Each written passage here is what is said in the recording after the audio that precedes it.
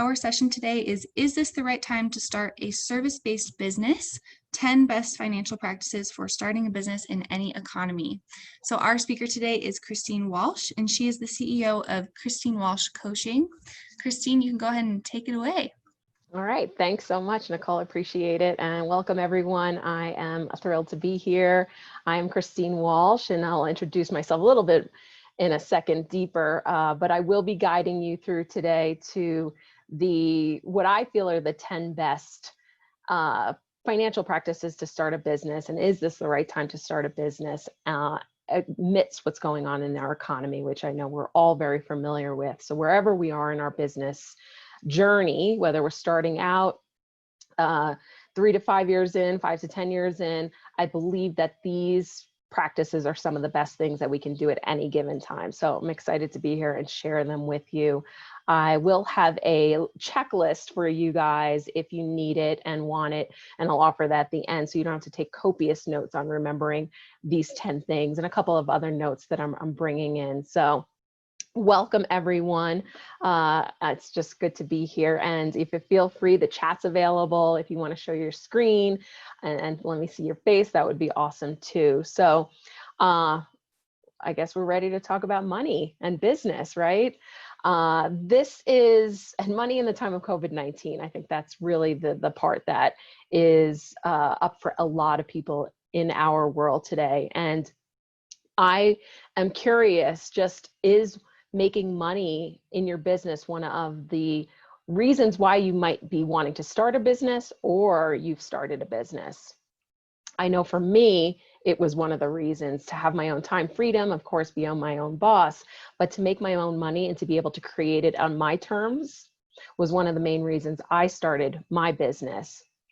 So I also know that money can get us stuck for a lot of reasons in our business, and it got me stuck many years ago. I'd say probably about in the 2008, so just looking at the calendar there, about 12 years ago, in the financial crisis we had, and housing crisis we had about 12 years ago, where I was having my own issues around money. And I was at that point working as a financial controller and a CFO for a real estate developer, and was not looking at my own finances. And when the housing economy crashed here, and I live up in Steamboat, Colorado, when that crashed, I lost my job and lost my home to foreclosure.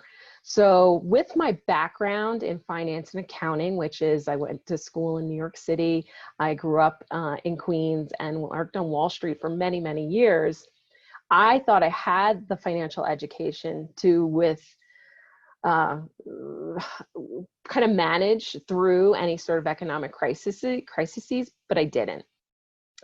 It was really more about what was going on up in my head versus what I knew around the book. So I had to take a deep, hard look at what I was thinking around money when it came to understanding finances from a holistic 360-degree view. So today I'm going to share with you 10 best practices around your finances and how to support you guys if you're in that area of, I want to start something, or I have started something and I just want to have some more tools and tips in my toolbox to help me understand my finances at pretty basic level and understandable level. That's why people like to work with me, is because I simplify money and finances from a very complicated system. Like I said, I went to business school and worked in Wall Street, so I know it can get complicated from that level, and distilling it down to something that is understandable for us as business owners, entrepreneurs, solopreneurs, and startups. So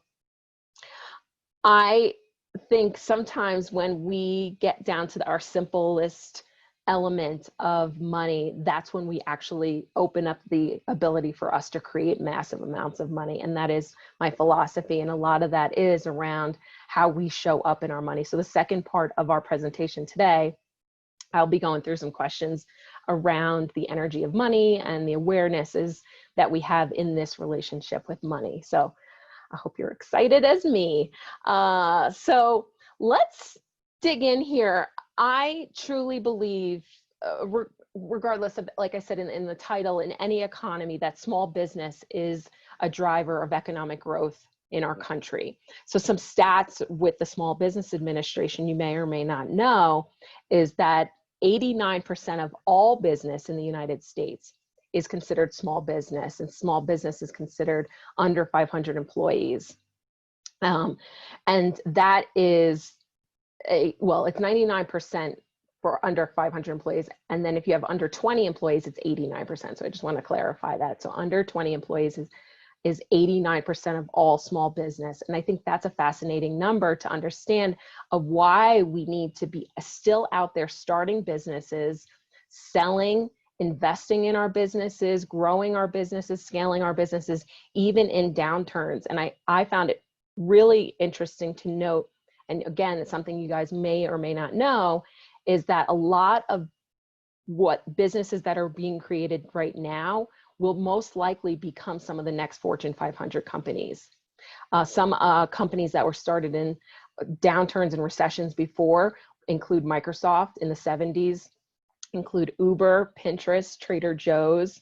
I think that's really interesting to note. And what we are experiencing right now is making a lot of us think outside the box, as we all know, or from inside our homes, perhaps, because I know a lot of us are working from home these days, but outside the box on how we show up with money and how we show up in our business. So we are the main drivers for global economic growth as small businesses. And I work to help people empower themselves around their money and around their business so that they can have, more than just working for an employee and an employer.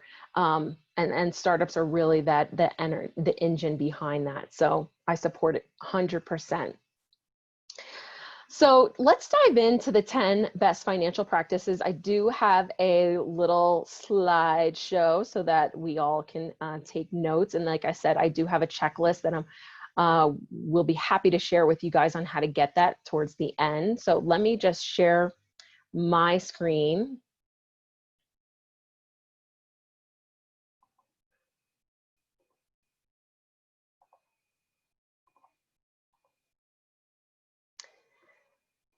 And it's just, if you can give me in the chat box just a little, yes, I can see that. That would be super helpful for me. I can see thank you, Nicole. And let me just move some things around so I can still see you guys. And again, the chat is here for anyone if you have any questions. Thanks, Mark. Appreciate it. All right, so with that, this is not a fancy slideshow. I'll be very, like you can see, I'm already moving it around. It's not high tech or anything like that. But number one, 10 of the 10 best, I did laugh about this. I felt like this should be maybe like a David Letterman countdown, and I should have done it 10 down to 1 as I was putting it together. So as you were talking about the 10 here, and as you were going through them, I want you to be thinking about what's the takeaway for you? What's a few of these points? I mean, maybe not all 10 make sense for you, and that's totally fine, but what's something that you've been thinking about, you want to do and want to explore? And that's my challenge to you during this presentation and beyond in the next 24 hours or over the next few days of what do you want to look at? What do you want to check into around your finances with regards to this list? So number one, manage your cash flow. I think that is key to any small business. Cash, there's that saying out there, revenue is vanity, profit is sanity, and cash flow is king or queen, however you want to think about it. And that is very true. We can have the revenue coming in, we can have even some profit. However, if we are not watching that cash flow, we are losing out and could be the downfall to a business. So understanding the expenses that we have on a monthly basis, what they would call your burn rate, is important to know. What would it look like to run your business without maybe any sales coming in, and what do you need as your bottom line to run your business? So knowing your expenses on a month-to-month basis is huge, So a best practice around managing your cash flow is just that. Identify your expenses so you can take the last 30 days. We're at the end of the month here. So you could even take the month of July and just run through and see where your expenses are lying, what categories they apply to, whether they're admin expenses or research and development or so many different things, advertising. What does that all look like? And if you were to have no money come in just by chance, just to play around with the numbers, is to know what would be that bottom line. So best practice there. And if you're new and you don't know what that is, be thinking about what you might want to need, what you might want to have in your business, and do a little bit of research on what that might cost. And then you'll find a good number to at least start with. So, which leads me to number 2, tracking and organizing your finances. So definitely having a system that organizes your finances. So basically it's accounting software. That's basically a QuickBooks or a Xero or Wave apps. There's definitely a bunch of different ones that you guys can explore into. I've worked with QuickBooks for probably about 20 years. So that's the one I know the best, and it's the one that I feel is the most robust. However, there are fees associated with it, which can get a little steep depending on if you have payroll or anything like that. But I used to say, you know, just basic spreadsheet, if you're starting out with not a lot of stuff going on, is a great way to start. But these days, I believe there's a signal to your psyche and to the universe, if you will, saying I'm in business, I'm a professional, by starting to have your finances organized on a system. And if you're not doing it, then having a bookkeeper do it is just, you know, like you're not a hobbyist or anything around this stuff, you're a professional. So I think that is the best practice, is choosing that accounting software from the start and be able to grow with it. This will help cash flow management. So that's number 1. And these are in no particular order. I do want to just share that they're in no particular order. Will help your cash flow management for sure. It will help for funding down the line because you'll have your financials be able to be created at the push of a button. And it will definitely save you a lot of time, energy, and heartache at tax time. Number 3, create a money date. So this is just a little quick, how I call it, a money date. It's a regularly scheduled date that you have with your partners, with yourself, if you're on your own, with key people in your business. Every month is a good place to start. It might be more than once a month, and that's totally fine. But the main thing is that it's consistent. And the best practice around this is to put it on your calendar. If you're anything like me, if it shows up on my calendar, I do it. It's like the grocery list when I go to the store. If it's on the list, I'm getting it, whether I think I need it or I don't. It's on there, I do it. And that's the same thing with my calendar. So the best practice around having a money date is making it consistent, putting it in your calendar. I'd even challenge you today to put in dates for August through the end of the year and you can start with an hour, and you may need longer, you may need shorter. However, you have it on the calendar, and most likely you will do it. And in that hour or 2 hours, however you're going to schedule it out, you want to be looking at your financials, look at the profit and loss, the balance sheet. You want to be looking at some of maybe your key metrics that you've designated as important for you to be looking at. You want to be just looking to see if there's any odd charges on your credit cards or in your checking account.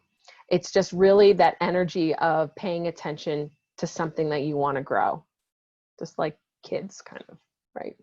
All right, moving on. So moving on to number 4. Number 4 is pay yourself first.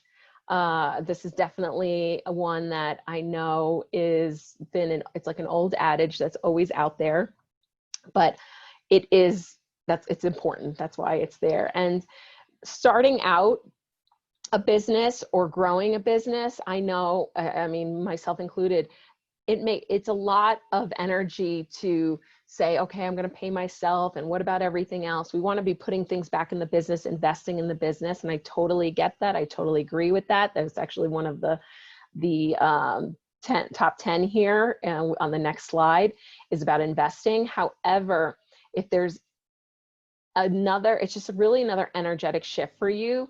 of saying, you know what, I'm going to pay myself something.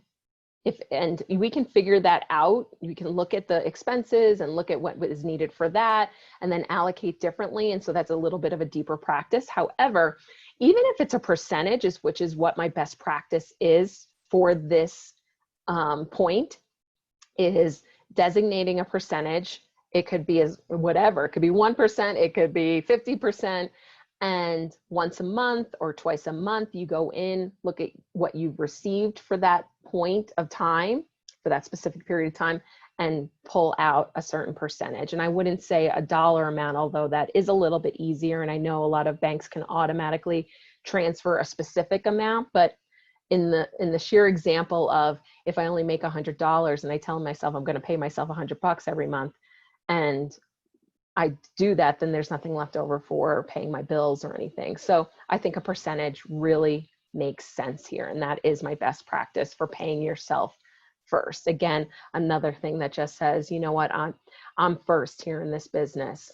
And that's important, because otherwise that's when the draining, contracting, resentful, perhaps energy can come in. The next thing is coming down into understanding taxes to the degree that you know you need to put aside money for them. Let's just put it that way. Again, from an accounting point of view, there's a lot of ways to look at this, but just understanding that there could be a tax liability and how that works for you, your business, your structure, your partnerships, however that works.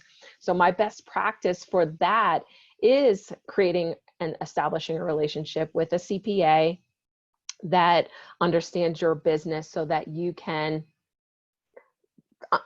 throughout the year allocate for that potential liability. Taxes, you know, I get it, it's not everyone's favorite thing to talk about. It's right up there with you know, what do they say, taxes and death. You know, it's not something that we like to talk about, but it is inevitable. And one thing to note is, if you are having to pay taxes, that means you're making money. And so reconciling your own mindset around money, around taxes, is important to the business and to the vitality of the business. And just be thinking about what those taxes are doing out in the world, and the ripple effect of that sometimes can help alleviate any discord with them. So best practice around your taxes is really being familiar with your business structure and having someone support you in managing your taxes as you go forward and your tax strategy. All right, slide 2. Any questions or anything like that? We'll have time for questions at the end. I should have mentioned that in the beginning, but I did want to just stop here and see if there's any clarity that is needed. And again, chat box, or just obviously unmute yourself. Real small group here, so.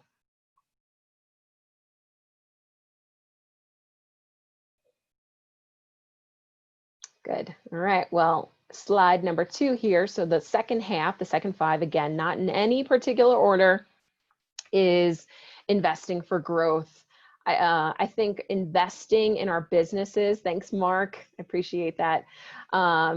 Any investing in our businesses is important for us to the spirit of growth, right?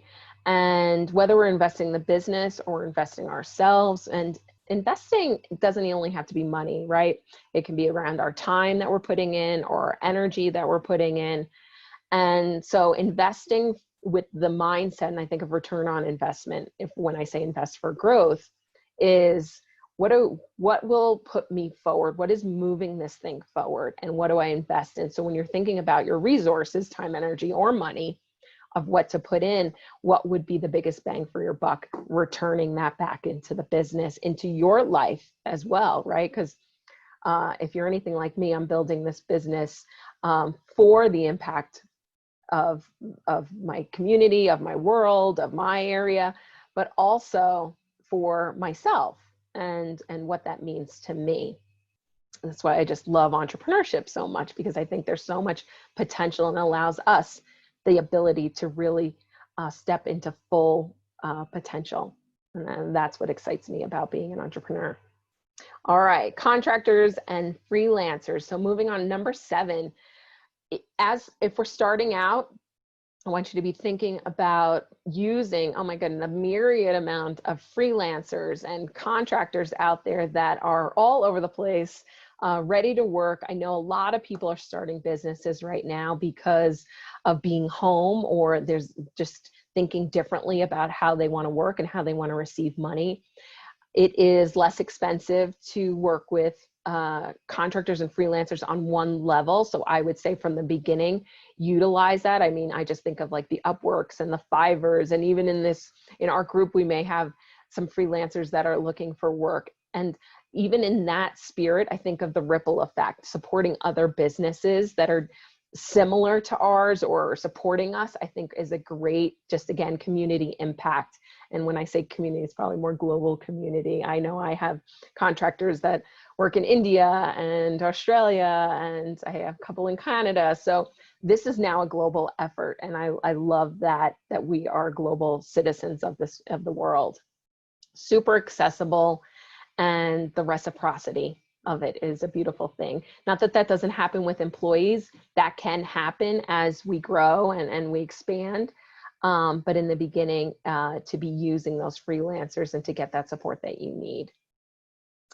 Best practice around contractors and freelancers versus employees is to delegate outcomes to them versus tasks.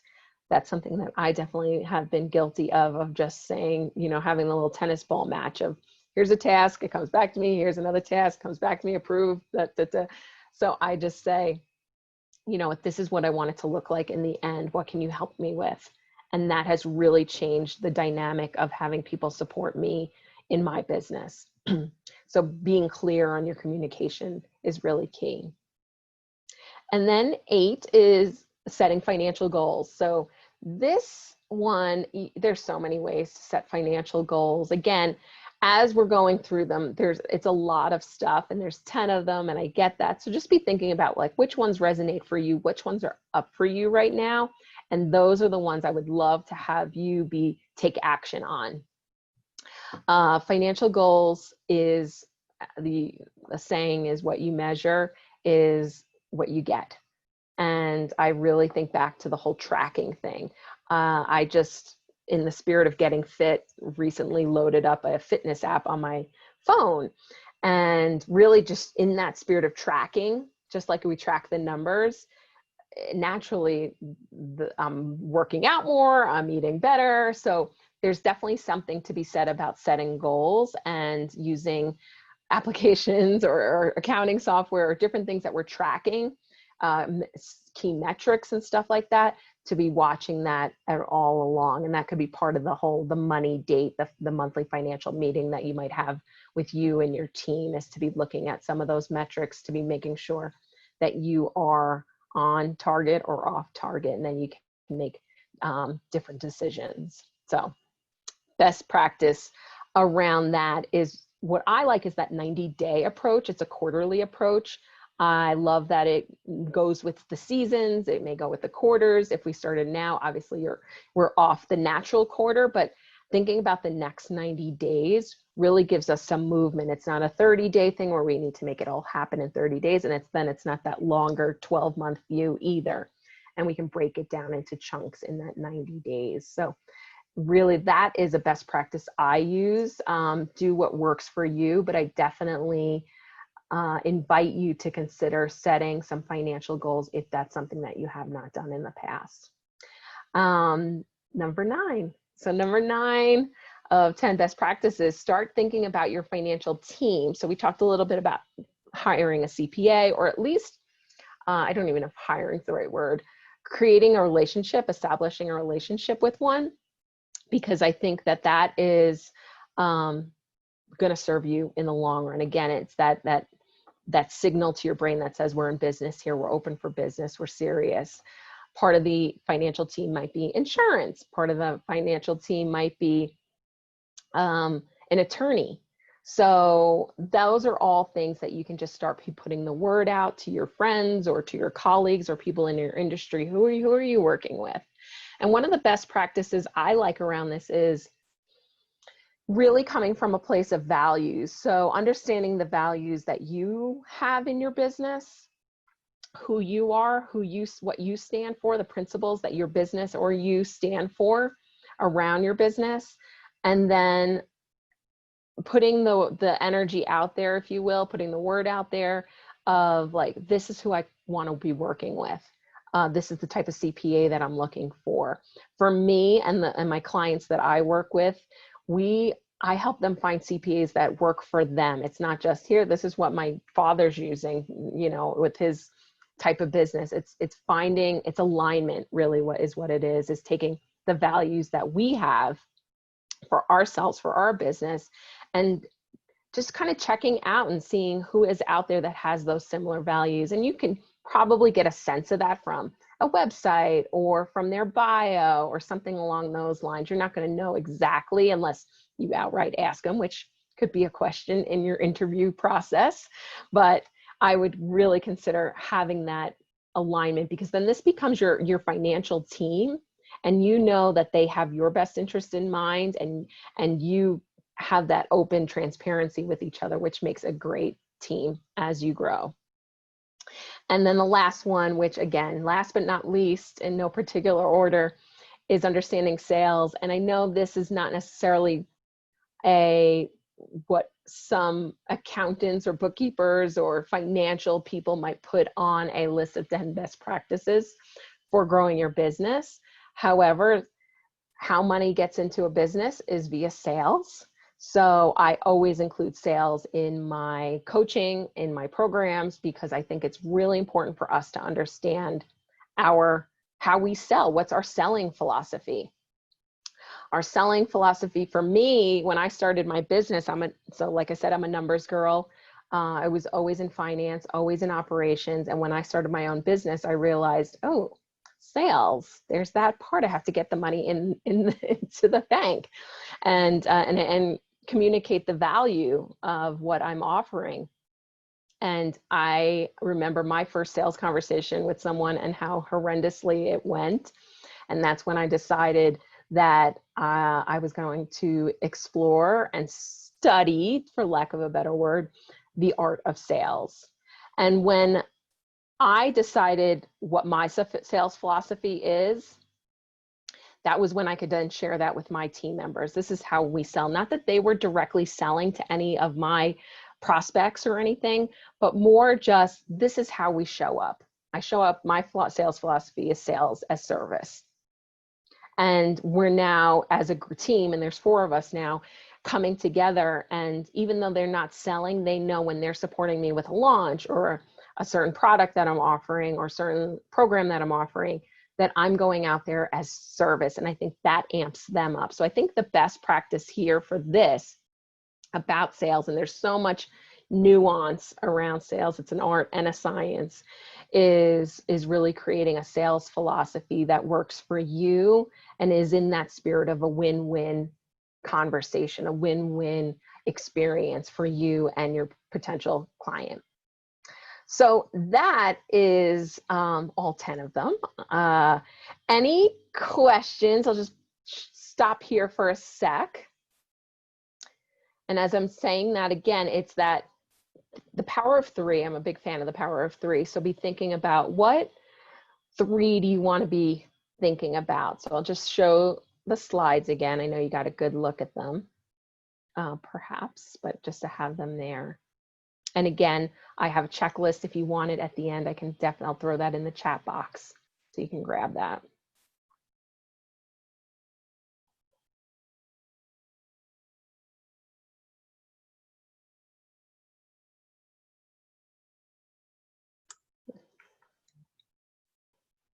Great content, Christine. Thank Do you you. have advice on how to apply these, during these crazy times, and how a business can, kind of reassess where they're at with these? Yeah, so I would be thinking about these as financial foundation, no matter what economy we're in. And if with the uncertainty going on, I know that's the word, right? With the uncertainty going on, with our finances and what's going on in our businesses, I think it's an opportunity for us to take control of something that we can take control of. And if you were to look down the list of the 10 and find out, okay, which one actually helps me feel more in control around my finances, I would probably gauge it would be more around the tracking or the organizing, making sure that that is all cleaned up, and something around probably the goals and reassessing on the goals. Those would be kind of the top 2 that I would be looking at in our times right now. Again, everything's feeling a little out of control. Everything's feeling a little uncertain. So be looking at the ones where you can say, you know what, this is going to actually help me feel a little bit like I got my foot on the pedal in the right way. I'm not going too fast, not too slow, but I can organize this information in a way that's going to support the business for growth, because every contraction is after that, it's expansion. You think of just the rubber band. We pull it back, which is what I just read the GDP report today in the Washington Post. It's huge contraction. Now, when do we know that rubber band's going forward? We don't know, but at any given time, this is like an amazing time to kind of clean house, if you will. All right. Anything else at this moment? Mark, Ian, Colin, got any questions?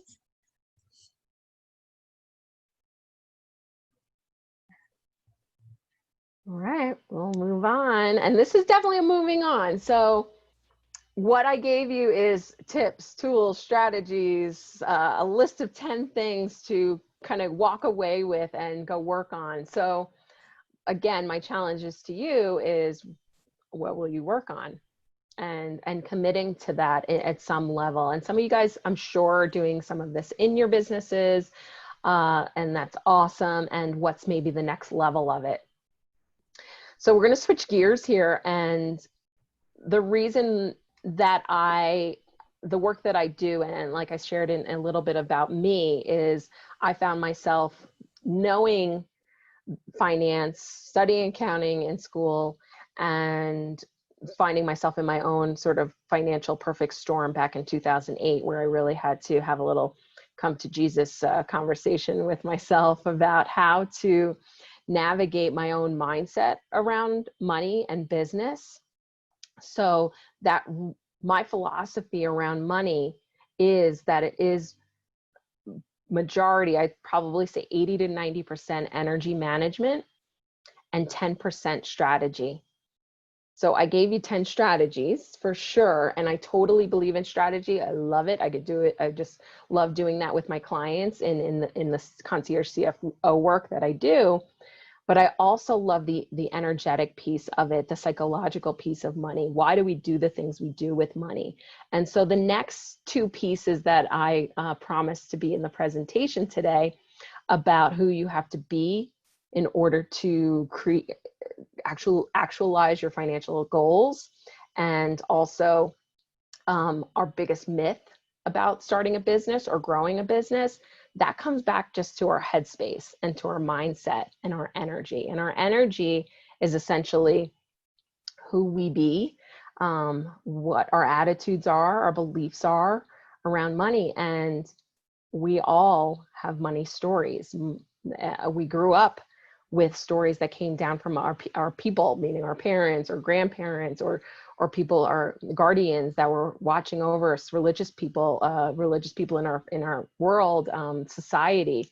And so we are using that lens to look through life and look through business at. And if that isn't on, or we're not super aware of that, I call it emotional intelligence of money, then we're going to run into problems. All the strategies, all the tools that are out there, and that this is all out there on Google, we know that, will fall apart and will flop. And so I wanted to share a little bit in our remaining time together around the energetic piece. So are you up for that? Good. All right. So a couple of awareness questions here. So the first one, I have a slide for it, is who do you have to be to achieve your financial goals? And the question that I want to pose to you around this is an energetic question. And it says, so you can just kind of feel into this question, and if you have pen and paper, just write down the first thought, best thought. If money was a person in your life and you were in relationship with that person, how might you describe that relationship? And it may be different in the time of COVID-19. I get that. What kind of relationship? And if you want to chime in the chat box or even unmute yourself, totally open to that. I would love to hear some of your answers, because I've gotten some crazy answers over the years and I've heard a lot of them, but I might hear a new one today. If money were a person in your life and you were in relationship with that person, how might you describe that relationship?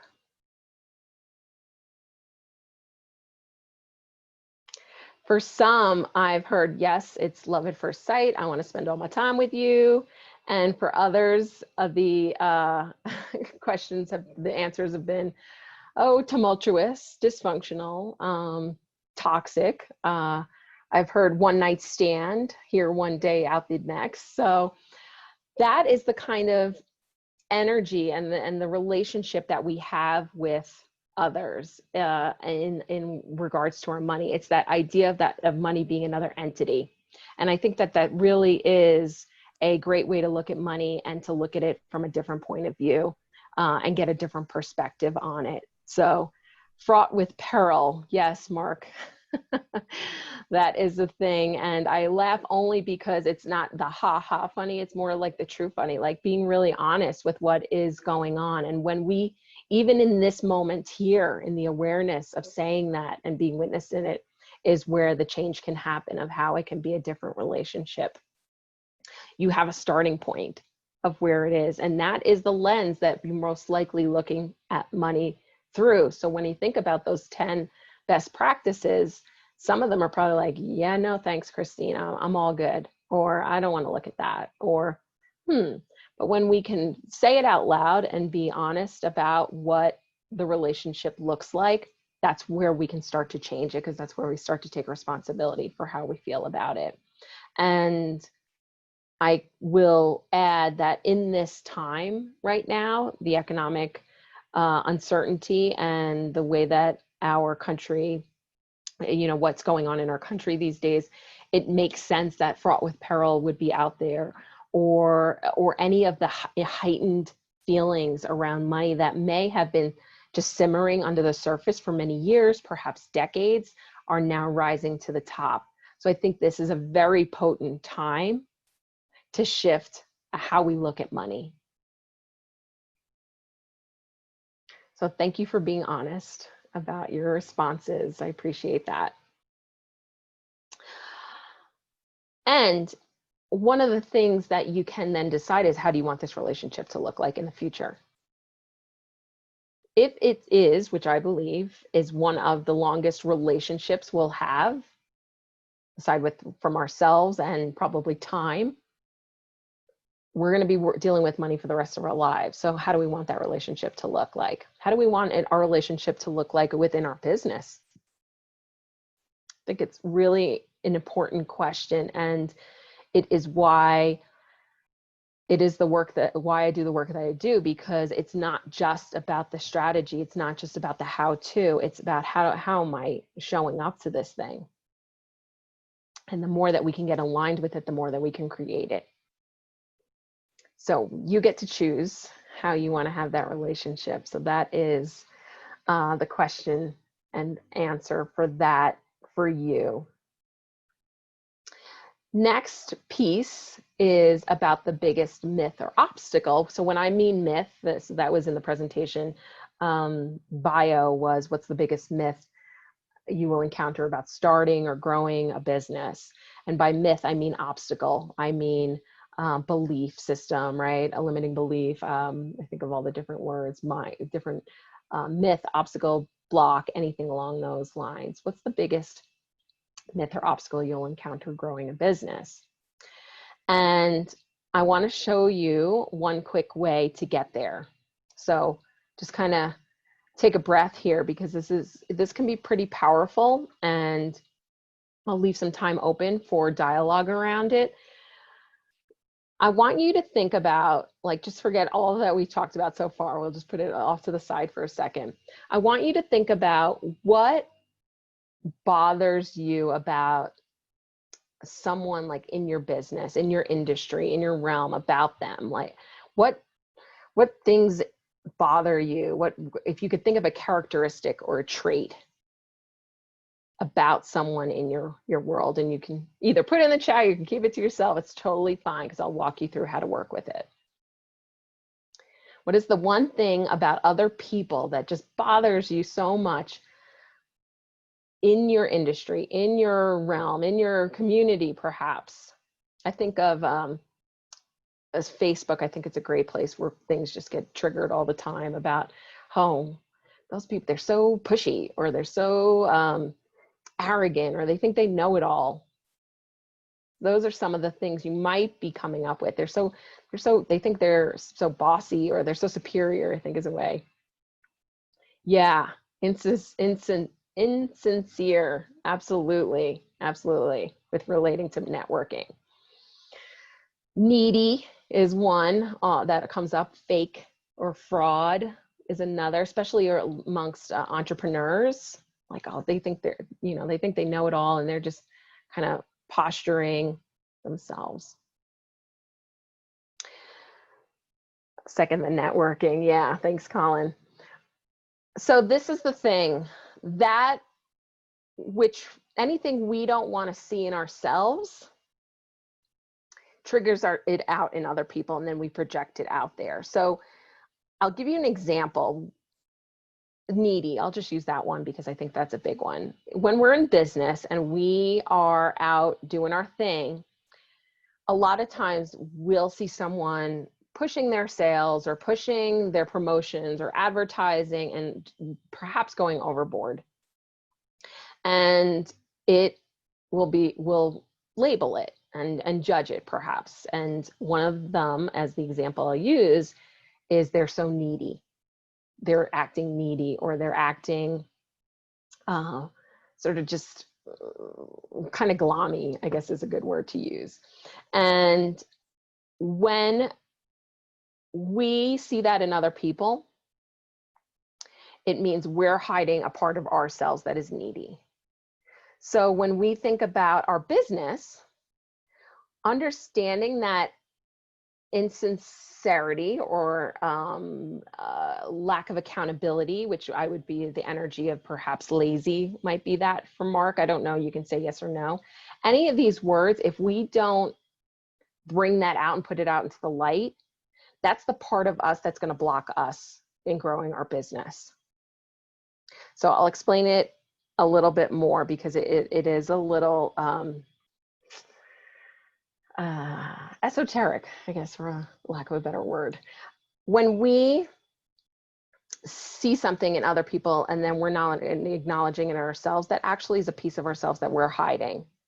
We are needy. We are lazy. We are insincere, and we are definitely giving. We are definitely energetic, and we're definitely sincere. Like, we are everything. We're the spectrum.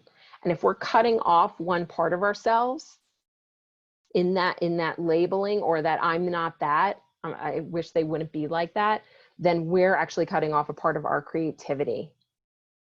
So the more that we can bring to light all those, what I consider called the shadows of money, when we can bring that to light, that then becomes our block, our money block, or our myth around growing our business. It dissipates. So what the question was, what's the biggest myth you'll encounter growing your business, is the one that we're hiding. So for me, I'll use an example. I'll stay with needy. Back when I started my business, I definitely did not want to be needy. I didn't want people to know that I needed business, I needed money, I needed clients. So I shut that down, that part of me, just energetically. I think it's more subconscious than anything. But in the meantime, I'm like, I need clients, I need people, I need, I need money coming in the door kind of thing. And when I could realize that there is a part of me that is needy, that's when the next level of income growth happened for me, because I was like, well, yeah, I guess I kind of am needy. I definitely need clients. I don't need them all the time. I'm not 100% needy now. I just need them to show up, or I need to be going out there and making things happen. We have a needy part of us. And when we can acknowledge that and see the gift in it, the benefit of it, being needy means that I go out and make things happen because I need clients to come in the door, or I need it. Again, doesn't mean we're 100% needy. It just means that we're acknowledging the part of ourselves that we've hidden for a while. So I'll ask you guys in the space of time here, when we bring it to that light, what would be a benefit of being insincere? I'll ask you, Nicole, what do you think would be like a gift of like being insincere?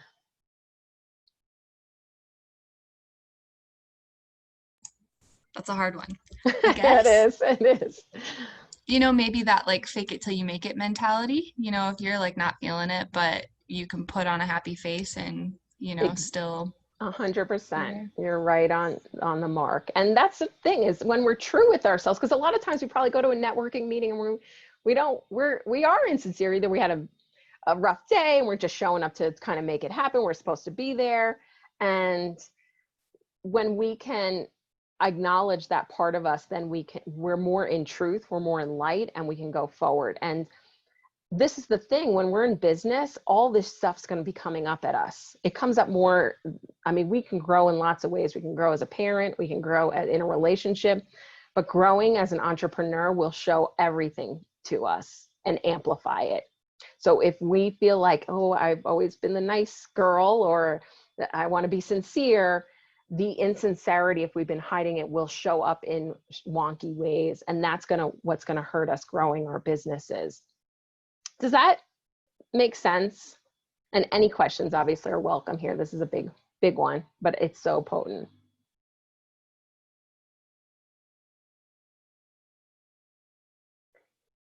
Lazy. Mark, I don't know if lack of accountability, does that feel like the essence of lazy for you? Is that how you would?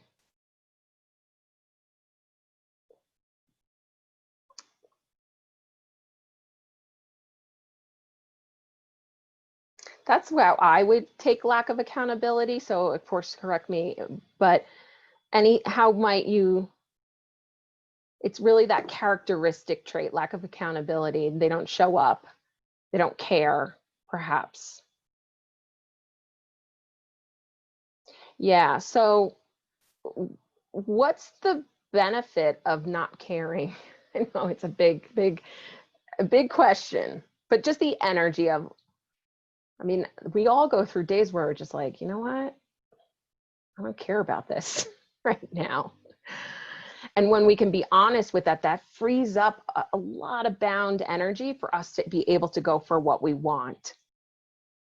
We release the charge, we release the hold, and then we can move forward with more clarity, decision-making skills. What do I want?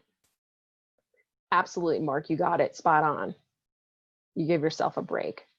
So just to kind of encapsulate it here, the thing that we get charged up about someone else is a part of us. And when we judge it, which we all do, like this, there's no right or wrong here. We all do it because we all have it. But if we can free up the energy around that charge, so think about the next time you guys maybe go to a networking meeting or you're in business. I mean, we're in business. We're watching other competitors do things. What about them pisses you off? And then just be looking, all right, have I ever been that way? And what is the benefit of it? I think in sales, it comes into play because of needy or pushy. Like, I don't want to be pushy, but there is an element of us being an advocate for someone when we see that our product or our service can actually do something for them that will make their lives better. And that's what this frees up, because you can be like, you know what, I'm going to advocate for this person. And that's in the spirit of being pushy. So a practice of humility, 100%. I will be very honest with that. So I'll open it up for questions because I am at the end. And I'm going to actually put the link in if you wanted to grab the cheat sheet. And then just my contact details here are at the end. And I am offering a complimentary financial planning session if you are in need of that. The link is there, and it's also in that link in the chat box.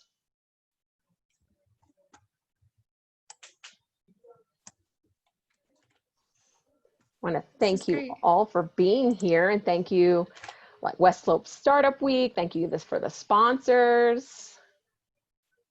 Thank you, Christine. This was a great session, and a hard thing to look at sometimes, but definitely a good conversation to have. Absolutely, absolutely. I appreciate and I'll stop the share there for a second.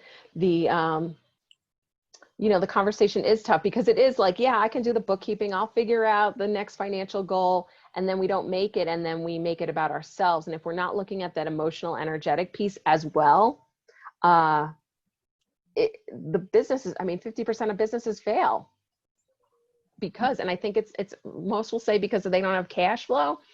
That's part of it, but also we're not showing, we're not looking at the stuff that is hard work to go through. And really the hard work is the relationship to money, as Mark said there too. Yeah, so thank you. All right, awesome. Thank you guys for joining and participating. Christine, do you have anything else you want to close out with? No, not at this time. I thank you all for being here and being so just attentive. I appreciate that, and letting me share how I operate with money and sharing that with you. So thank you. All right, thank you very much. Have a good day, everyone. Bye. Bye.